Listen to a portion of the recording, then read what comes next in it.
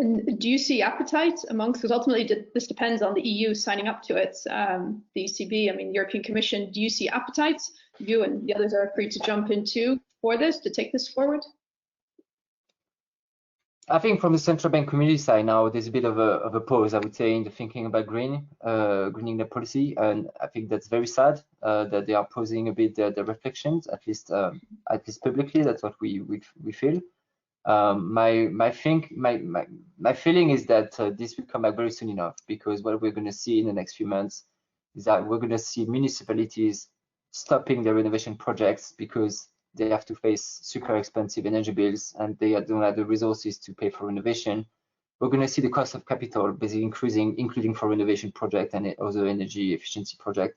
And we're going to start, I think, we're going to really start seeing the side effect of the ECB strategy. And I'm not saying they should not raise rate. I'm just saying, they should keep rate lower for certain investments, for certain niche investments, actually, because they will not represent a vast majority of the bank lending, but a significant share. So I think the tide will change in a way in the next few months, and it's up to us, civil society actors, experts, and policymakers to keep our heads tight to what needs to happen, and don't lose focus about the short-term concerns about raising interest rate and so on. We need to keep our head looking at the long-term strategy that we have. Yeah. Lukasz, do you want to come in on that? What kind of appetite do you see? And maybe if we think about the broader financial framework too, Peter mentioned the mortgage credit directive. Are there other opportunities to move other pegs, I suppose this could be hung on in the months and years ahead to take things forward in a very concrete sense?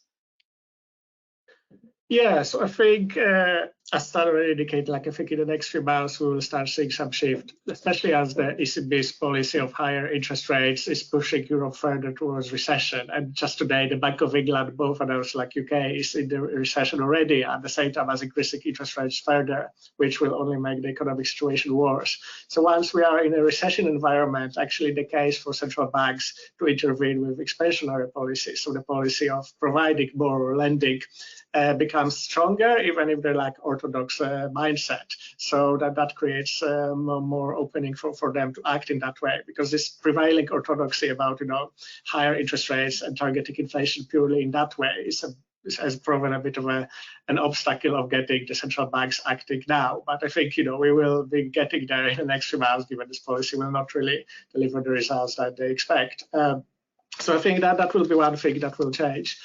In terms of the other EU policy development, so I think what the central banks typically insist on, they are not the policy leaders in that space. They have their mandate on price stability, financial stability, but they need the government, or in the EU case, the EU Commission, the European Council, to move first. But I mean, that's already happening. Like Peter also outlined, there's various initiatives that the European Commission is developing about mortgage portfolio standards and so on, as you also mentioned, Sonia. So I think as those initiatives develop further, the central bank, has that policy lead that they expect from other policymakers. So now at that point, they are no longer policy leaders, that they are just there to support, which is also part of their secondary mandate. So I think, again, that is moving in the direction that they will feel empowered to do so before too long. Okay, thank you. We're gonna have to wrap up soon, but a final question to Guillaume. There were quite a few questions that came in about targeting this instrument, and people asking how can we ensure it gets to the people who can best use it? Couldn't it also work for SMEs? Couldn't it also work for municipalities? What about landlords? Lots of questions in that vein, and I guess on the back of that, I'd be curious to hear your thoughts on targeting it.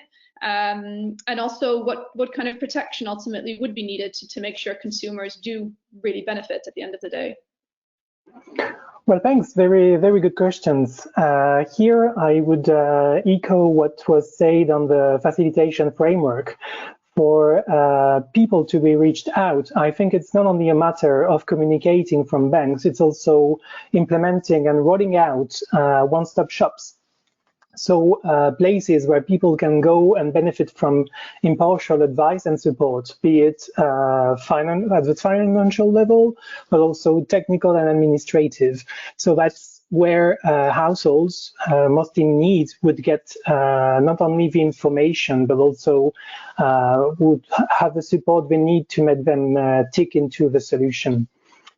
Regarding landlords, here it's also a question regarding the facilitation of the trade-offs between public support and consequences on the market. Any support to landlord, it should be open, I guess, to them, would have to be compensated with a cap on rent and a rule for tenants to not be paying the bill of the energy retrofit. You need to find the balance here.